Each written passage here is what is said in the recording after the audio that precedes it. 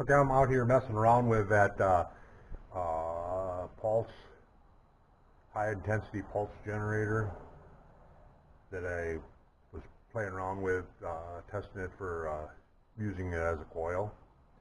And I decided to go ahead and I took the motor off the block and built the pockets in the back, and I put in a 4.5 volt battery in the unit. And I also put in, I don't know what I was thinking, but I put in a charging port here so I can just plug it in. And what I'm going to do is I'm going to take the USB, make up a USB cord, because USB puts out 5. So anyway, here's the top side. I am not done with it yet, but the switch goes here. I have to put a couple small screws into that. This goes up to the core, or up to the points. This is the ground wire over here, and this is the ground wire coming from the high intensity unit, so that when that's, and then I soldered on some spark plug wire to that unit. Let's see if I can get it to lay here. Let's just lay it.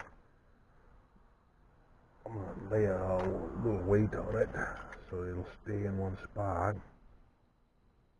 Maybe. What I was going to do is line up the wires here.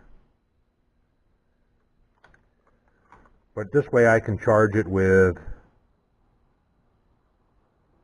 okay, so there's, I just set a gap there, and I can turn the switch on then. It's not going to, it shouldn't spark, but the light lights up telling me that there's power to it. Now if I take the ground wire and fake a point contact with this with the wire here, it should spark, and it does. So it's going to work, block, and what I'm going to do is set the gap on the points larger to decrease the dwell. That way the points will only be closed for a lot shorter time, and I'm going to mess around with that when I get it all put back together. But anyway, that's what I'm doing. I'm dinking around with this now. It's actually nice. I should be outside now. It's actually a beautiful day, morning out. High temperatures are gone, and although it's supposed to start warming up, it'll be hot on Thursday because that's my golf day.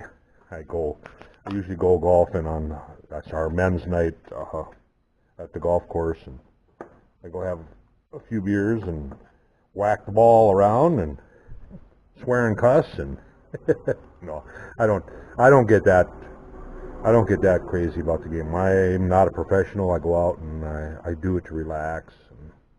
And I'm going to take and put a piece of plexiglass to cover this up, and put 4 little screws in it to hold it in place. Battery here.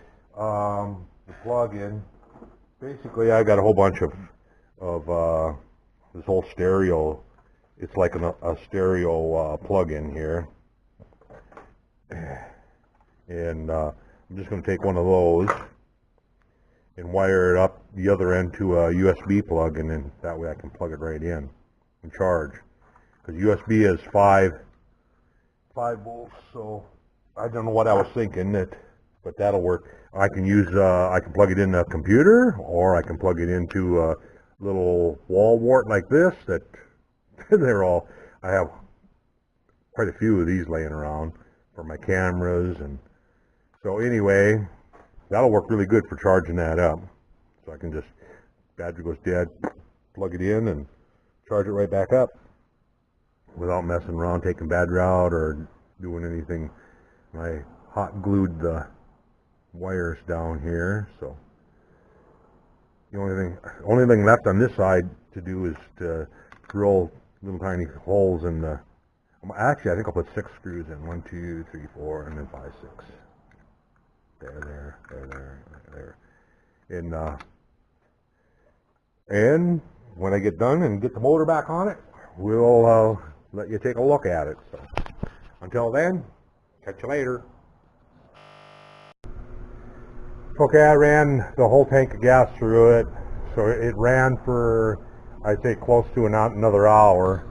And I'm going to check the voltage here and see what we got left in the battery after running it that long. So I'll just put my probe in the inside here and the outside, and I've got 3.93. So now I got a plug in here that I wired into USB. I'm going to plug that in for an hour or so, and we'll come back and we'll see what we got for voltage. 3.93. You know what I'll do? I'll go like here to help me remember where it was at. I'm going to take another reading here. Inside and the outside. And then I wonder if I can hold that. Push the hold button. That way it'll hold that until I come back. And then I'm going to leave it set for about an hour, and we'll come back and we'll see. We'll make sure that charger's charging 4.5 volt battery up. Okay, it's been about an hour. That's our reading that we have before I put the charger on it. So I'll turn the hold off, and let's get a reading here and see what we got now. We got 4.39, so it's charging up.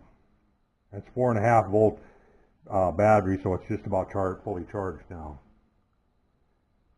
So it looks like maybe an hour and a half it'd be charged.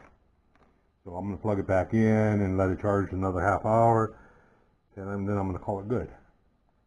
But it didn't run the battery down real fast, so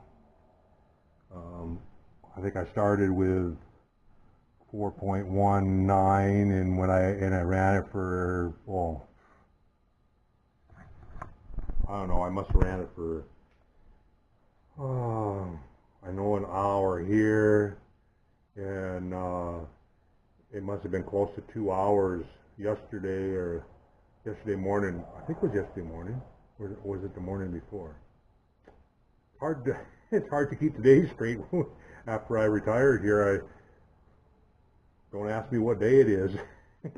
But yeah, the day that I played with it anyway, I would guess it was somewhere between 2 to 3 hours, just making sure that that thing was working and it was gonna work before I started milling pockets and stuff on this engine.